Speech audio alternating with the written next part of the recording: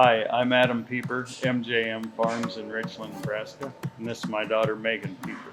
We raise row crops, corn, soybeans, as well as alfalfa, and then feed cattle in our confinement barn as well as a few outdoor pens. And then we have a cow calf operation.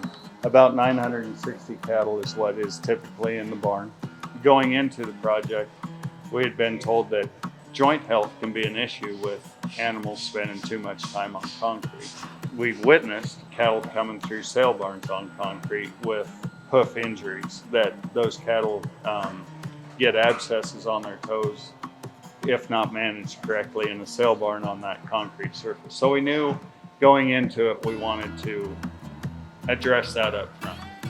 In our instance, we decided we've got so much invested in this barn, we're going to do it right. So we made the decision to put the Animats down.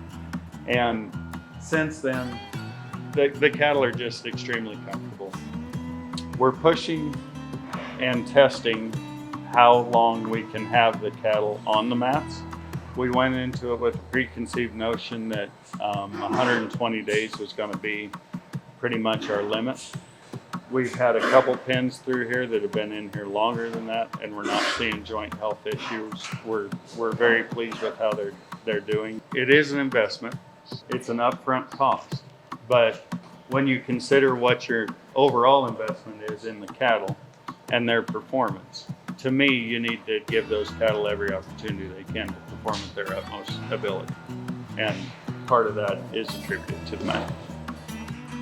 Their joint and hoof health, I'm going to say, is largely attributed to the mats.